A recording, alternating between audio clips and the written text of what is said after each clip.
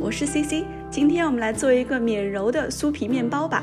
非常简单的酥皮面包，不用揉面，更不用揉出手套膜，这样做出来的面包外皮酥脆，内里柔软拉丝。首先要准备高筋面粉400克，放入4克酵母、40克白糖，糖的量可以根据个人的口味来增减。打入2颗鸡蛋，使面包更加松软。温水220毫升到250毫升。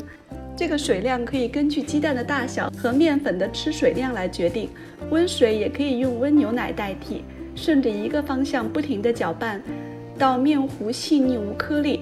搅拌的时间越长，做出来的面包就会越松软。搅拌好之后呢，倒入20克玉米油，用玉米油来代替黄油，这样做出来的效果是一样的。放入冰箱冷藏发酵1晚。准备好50克葡萄干，用热水浸泡，让葡萄干充分的吸水。之后沥干水分，可以用蜂蜜和葡萄干搅拌。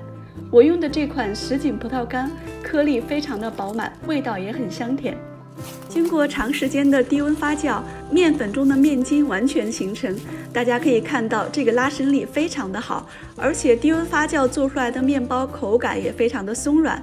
用低温发酵做出的面包，既节省力气，又能让做出的面包更加的好吃。把发好的面稍微揉搓一下排气，然后分成等份，案板上抹一些油，防止粘连。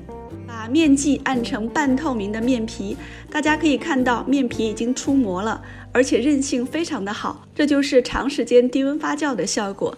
然后呢，撒上一层准备好的葡萄干，折叠成一个生坯，这样烤出来的面包是非常的酥脆的。烤盘底部刷上油，放入生坯，2次醒发到2倍大。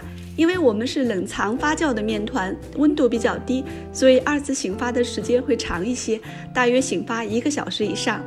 醒发好之后，我们在表面轻轻地刷上一层薄油，这样烤出来的面皮会更加的金黄酥脆。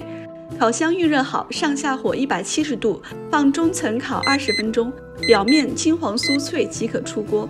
因为这个面包外皮非常的薄，所以我们一定要用小火，不能用大火。如果用大火的话，表面糊了，里面还没有熟透。大家可以看到，这样烤出来的酥皮面包，外皮金黄酥脆，连底部也是酥脆的，内里却非常的蓬松、湿润柔软，一点都不干。